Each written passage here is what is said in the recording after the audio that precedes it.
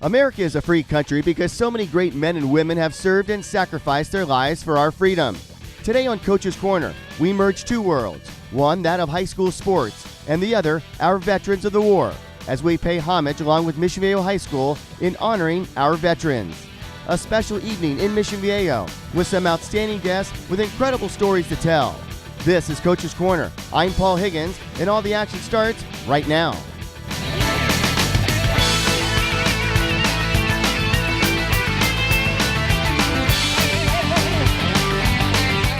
Hello everybody, I'm Paul Higgins and welcome to this edition of Coach's Corner. And as you can tell, we do have a fabulous show. What a great night here at Mission Viejo High School. And this event, as we told you in the open, this is going to be an event that's going to happen again and again, and hopefully will be at Mission Viejo High School for a long time to come. And who knows, they might spawn other schools to also honor our military. Our first two guests tonight, very special indeed. They both represent Mission Viejo High School in two fashions. One, he's been on the Coach's Corner before, head coach Troy Rowland, and also the athletic director of Mission Viejo High School. So we welcome Troy once again. And also, and I have to say this correct, because I had a test prior to the show on how we're going to introduce this young man, but I'm going to introduce him. Colonel Ed Coffer, retired U.S. military in the Marines for 28 years, a pilot flying F-18s, over 4,000 hours of flight time, and we welcome Ed to our show tonight as well. So gentlemen, welcome to Coach's Corner. And what a special night. I contacted you this week, Coach, and I said, can you join me on Coach's Corner? And you met me and you said, Paul, I'm going to take my basketball hat off tonight and talk about this event. How special is it for you and the school and the military and just the aura and the buzz going on right now before the game starts? It's fantastic. You know, we're the only high school that shares its name with the city, and Kelly Doyle with the city of Mission Viejo, and Bob and our boosters, and Jeff Hill have been really instrumental in putting it together and getting this relationship going. And we've had so many requests that this is going to become an annual thing. I couldn't be more proud of our ASB and Jimmy Newton. Everybody had a really big hand. We just fed 300 veterans tonight. It was a great dinner. Ed got a good meal out of it. And everybody, I just can't say enough about the city that we represent. It's been really special so far. It is so fun, and Ed, it's a special night for you.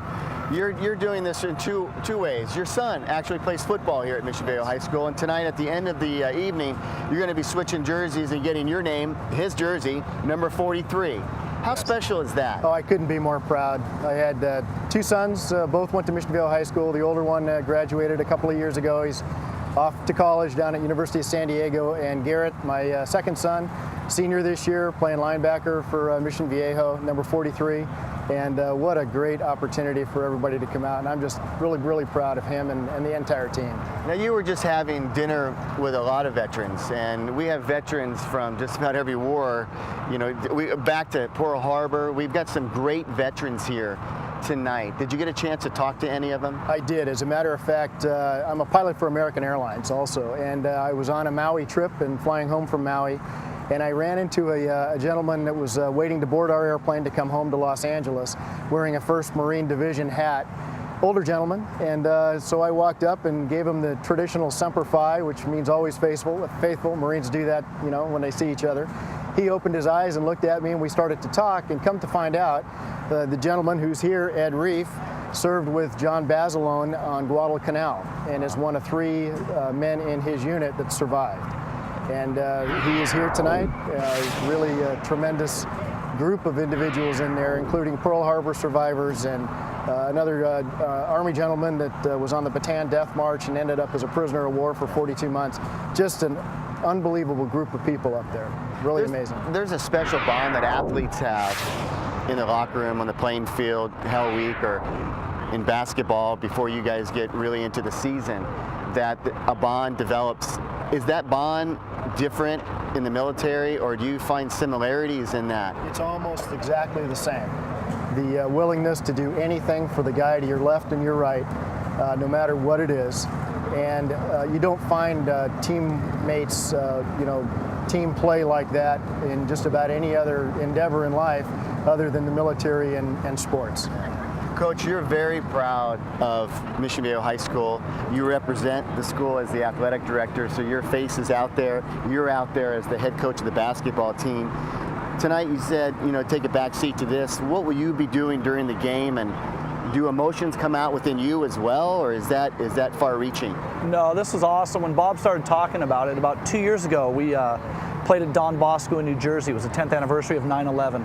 And Bob talked about how moved he was at the Army All-American game and stuff that he'd like to bring back to Mission Viejo. And the kids were back there, and you see Ground Zero, and oftentimes we're distanced in South Orange County, and it's far away from us. And I get to talk to some of the kids who are in my AP class and out here. They were excited to meet the veterans. Yeah. I think they really appreciate the blanket of security that they provide, and they don't take it for granted that they're out here playing on a Friday night and other people are protecting our freedoms. Yeah. So for me, it's great to keep the kids grounded and understand there's things outside of athletics, things greater than themselves. And it makes me proud to be part of this event and the school that our kids handle ourselves that way. You mentioned the young men that are going to be playing tonight, and two good football teams on the field. You have Mission Viejo undefeated. You have Tesoro doing a great job this year. Not really a rival game, a competitive game. Score matters at the end, obviously, but Mission Viejo is having a pretty good time of football this year. Yeah, we're doing a good job sharing the ball. We've had a lot of young kids step up.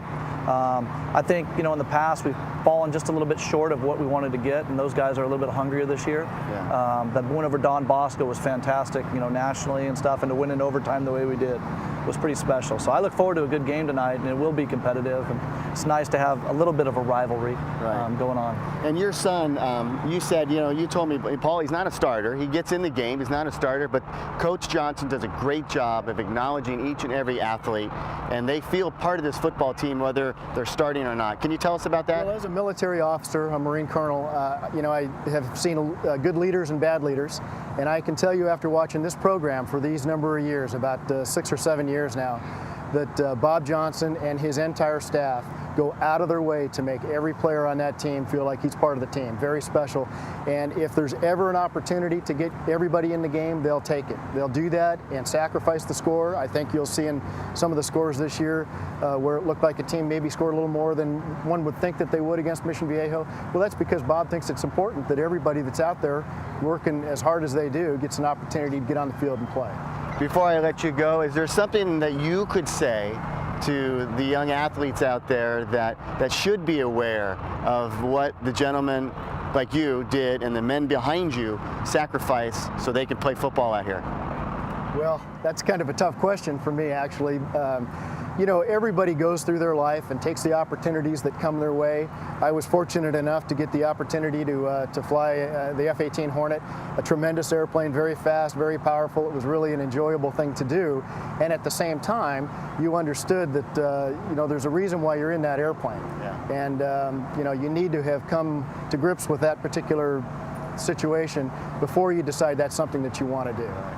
Amazing. 28 years and as a U.S. Marine and always a Marine, right? That's correct. Always a Marine. Coach Rowland, we're going to catch up with you during basketball season. Fantastic. Because I know we're going to come out and cover some Mission Viejo basketball. I want to thank Coach Rowland also for giving me this hat. Fantastic hat. They've actually put the little military flair in it. So these hats too, I'm sure you can buy these hats at some place too and get them through Mission Viejo High School. And it's also a fundraiser. So make sure you get involved. If you've been to the city of Mission Viejo in the last couple of days and seen what they've done out here, it's absolutely remarkable. On behalf of Troy, on behalf of Ed, we'll be back with more of Coach's Corner with more veterans on a very special night.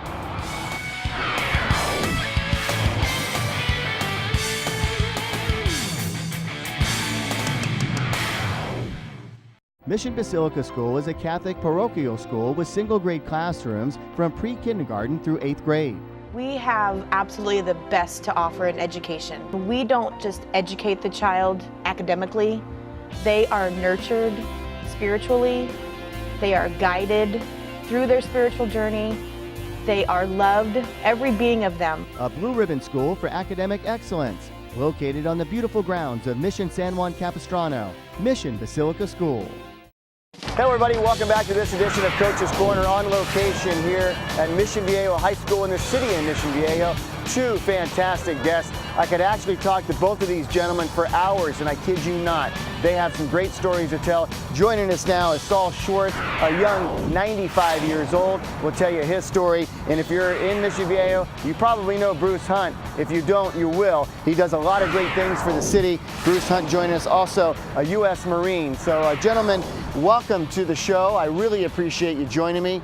And you just corrected me. I said you were 94. You said, nope, I'm 95. So that is fantastic. 95 years old. I want to make mention that he was married to Betty, who we just talked to for 64 years. She passed away, but you had a little conversation with her at dinner, and God bless you for that. And Karen is his daughter. And Bruce, you have 4 children, and we'll get into that. But you and I were just talking. You were a prisoner of war in World War II for 42 months. The Japanese held you. You were also part of the 50 to 60 mile march. That was amazing. And that was known as the Death March. The Bataan Death March. And you have no ill regard to the Japanese. Matter of fact, our executive producer, Robert, was just saying, after you were captured and then when you were released, you forgave them. Tell me about that. Well, prison camp is hard to talk about. I can talk about it, but it was hard. But I was so thrilled to be released. And P-51s were flying over us doing victory rolls. Yeah. And I was so thrilled to be released, and everything was changed. It was a different life already. And the air base that I flew out of was about 400 miles away. We hitchhiked there. And the Japanese fed us, the civilians were kind to us. The hatred that they showed me in prison camp was 2 worlds apart. Yeah. So I bear no hatred for them. Amazing story that you went through. And Bruce, you do some really good things for the city. In the Korean War, obviously, and you wear that proudly in your hat, and God bless you for that. You head up the Marine Adoption Committee. You do a lot for the military still, and our boys down south in Camp Pendleton. Tell me about how you feel about this event and what Mission Viejo High School is doing, because Bruce, it's the young men out here that are playing football. They wouldn't be here without you guys. This is fantastic. The idea is an exceptional idea because a lot of people don't honor vets. I can remember the Vietnam vets coming back and all of the crap they went through. Pardon the French. That's all right. And right now, people are accepting veterans as real heroes. You know, these guys, we were in Korea. If anybody's going to have a war, you wouldn't want it in Korea. Yeah. It was hot in the summer and cold enough to freeze the balls off brass monkey. There you go. But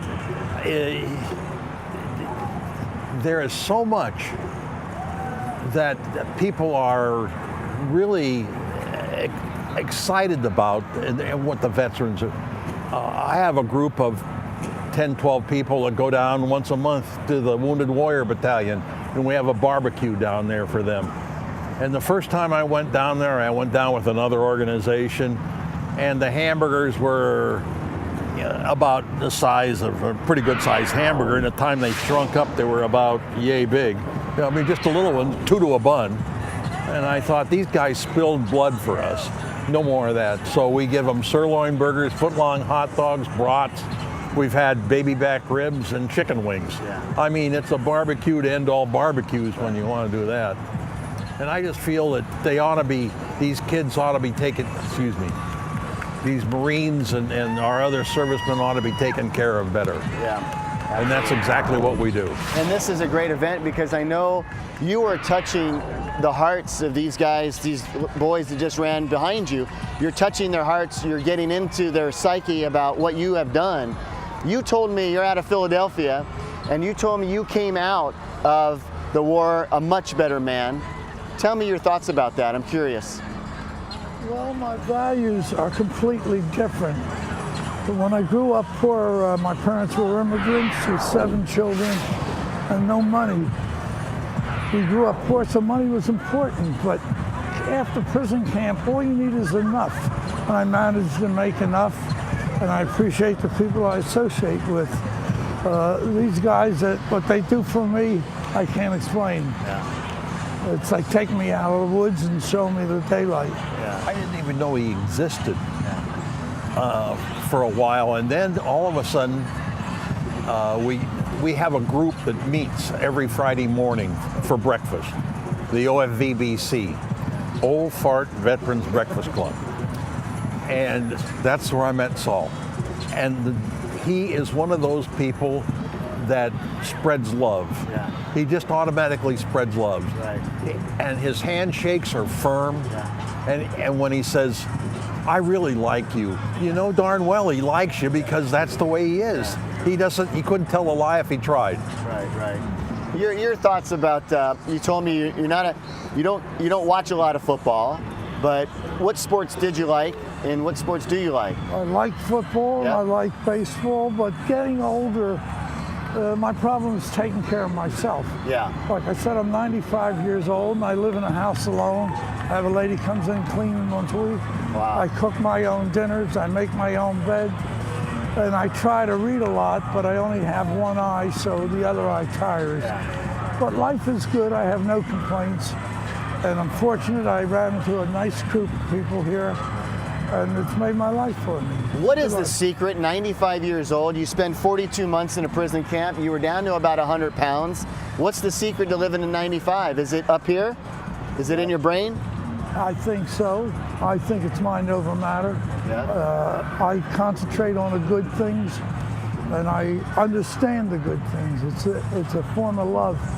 I met a fellow at the table tonight. He's an ex-pilot. And coincidentally, his navigator is a friend of mine. And we had a conversation. He had a son-in-law with him. He was showering him with love, doing for him. He's younger than me, but older than me. Yeah. And this makes the day for me. I'll go home thrilled. I've had a wonderful day. Well, I'm so thrilled that you're here, and Bruce, I appreciate you joining us. Is it okay that another time I spend more time with you gentlemen and sit down and do another interview with you? Love it. Anytime. An extended, maybe in the city of Mission Viejo studio, we could do that. Love it. I would really be honored to do that. Thank you, gentlemen. I appreciate very much for everything talking. you've done. God bless you guys. Thank you. All right, we'll be back with more of Coach's Corner. Man, this is unbelievable. Thanks for joining us.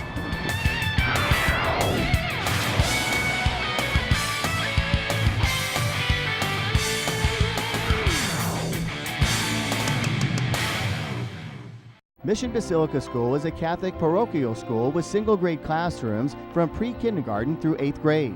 We have absolutely the best to offer in education. We don't just educate the child academically. They are nurtured spiritually. They are guided through their spiritual journey. They are loved, every being of them. A blue ribbon school for academic excellence, located on the beautiful grounds of Mission San Juan Capistrano, Mission Basilica School.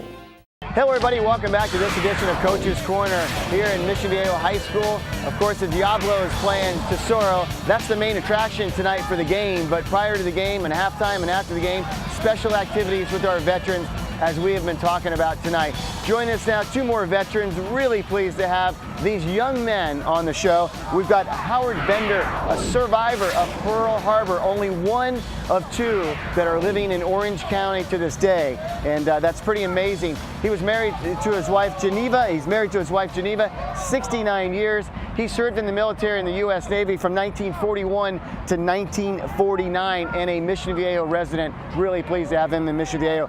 Cliff McClinley, of course, World War II Navy and volunteer for the city. Cliff has spent thousands and thousands of hours, over 25 years, volunteering for the city of Mission Viejo. We thank him for that. Most importantly, we thank him and both of these gentlemen for their service in the U.S. military as we honor them tonight. So Pearl Harbor, you talk about it just now. You said this is what we do at Pearl Harbor. We do these talks. Do you ever do them around these guys? Only this evening. Yeah, only this evening. Now, you're going to be doing the coin toss tonight. Your thoughts about being involved in high school football and having them know who you are and what you're all about. Tell me about that. Well, it all boils down to the simple fact that the soul of the American people is freedom and liberty, and that is our mission, even in the Freedom Committee of Orange County, which is a composite of 120 combat veterans from all the wars. We go to the high schools, we have contracts with them, and we talk to them and tell them our story, what it's really like. And your story is pretty incredible, and well, it's you're very modest about it's many stories. I mean, just prior to I come here, you had one of the survivors that are remaining from the Bataan Death March, a prisoner of war for 3.5 years in slave labor in a Japanese coal mine. And when I see people with stories like that, even from Germany. I mean, I'm insignificant, really. I have stories, but I don't think it's as powerful as what they can relate to. You're 91 years old, sharp as a Couple tack. months I'll be 92. 92. God bless you. That's awesome. I know. Good friend here, right? You guys have become friends. And Cliff. All brothers under the same arm. Absolutely. Why did you choose the Navy, or did the Navy choose you? I chose the Navy because I didn't want to be stuck in a foxhole. And I like a cup of coffee, and we can get coffee on a ship. Get coffee on a ship. And I was on a ship for 2 years, 27 months actually. Yeah. And we went through 3 actions. I had Okinawa and the Philippines and Leyte. And we went into Okinawa a week before they landed. Yeah. We had fogmen on our ship. We were looking for floating mines. What year did you leave the Philippines? We left. We were there at Christmas time, at Thanksgiving time, and then we went down to Okinawa. We went to Admiralty Island first, then went to Okinawa, and we were at Okinawa a week before, and they went into Okinawa on April Fool's Day, and it was also Easter Sunday, April the 1st. Have you ever been back since the war? No. Do you have any desire? No. No. I've been to Hawaii lots of times. Yeah. Yeah. Now, obviously, you've been to Hawaii. You've been back to Pearl Harbor. When you go back, I can't imagine those feelings. I can't imagine. I see the black and white pictures and when that happened. What's it like for you? Well, it's a very interesting experience because I'm a docent at the park. And my story is in the first monitor in the museum as you go into the museum. And I talk to people from all over the world. And when I get up there on the Arizona Memorial, I tell them, this is the ultimate price you pay for freedom. And where the Missouri sits now, there are 429 gravestones sitting as a memorial to the USS Oklahoma for those men who gave their lives so I can sit here and tell you what we did. Right. And what we did is to make sure, and this is something that money can never buy, even though I was only paid $21 a month at the time, I said money cannot buy what pleasure that my wife and I have when we go to the mall and we see little kids, 4, 5, 6 months old and maybe a year, born free, and they have freedom. Right. And these kids today, with the education we have, are caused by their educators to think. And that is the one thing that we are really grateful for, that we can work with schools and get these kids out here and say, hey, regardless of what anybody says, we love our liberty, we love our freedom, and we will defend that to the death. Yes. Cliff, do you think your generation, I know I do, is tougher and more durable than the modern generation of the 90s and the new century? Not necessarily. I really don't. Because all these kids now, I mean, I got a grandson, he lifts weights every day. Yeah. Cliff never lifted weights his entire life. Yeah. And they just do it naturally. So that's what I think these younger kids, they're really into keeping themselves physically strong. What advice do you give young men that maybe will never experience what you two have and the other gentleman I interviewed tonight about the military and how to respect the country and how to respect authority, because in the ultimate choice is freedom, and we have that. But some people take it for granted. How do you set them straight? Just do what they tell you and don't argue, and follow instructions to the inch. Will you sit back and watch this game tonight and wish you were playing, or are you happy where you're at? I'm happy where I'm at. You're happy where you're at. I played at Fullerton High School in 1944. And you were born in Fullerton, right? I was born in Fullerton. Your dad born in Los Angeles. Born in Los Angeles. And what sport was your favorite sport? Football. Football. Oh, football, yeah. What team? I was Torrance High School. All right. I grew up with Pete Zamperini was my coach at Torrance High in 1940. Torrance High School. And Bob Barr was our football coach. He was from UCLA. Pete was from USC. Well, Coach Bob Johnson has connections to Torrance High School. Oh, yeah, I just met him tonight. Yeah. And I went to school with his dad. There you go. Yeah. What about pro football? Do you have a pro football team you like? Not really, no. Okay. Torrance High School. There's more action in the young That's right. kids. I want to thank you guys. a great pleasure, a great honor. Thank you. I mean that from the bottom of my heart. God bless both of you, and thank you for everything you've done. Thank Okay, you. thank you. All right. Thank you for remembering. Oh, I do. It's been a great edition of Coach's Corner. This is what I do, and this is why I do it, because I'm able to, and I appreciate that. Remember Pearl Harbor? Keep America alert. That's right. Keep America alert. So until next time, thank you so much for watching. Thank you to the City of Mission Viejo for aiding and putting all this together, of course, with Mission Viejo High School. It's been a great show. Thanks for watching, everybody. Good night.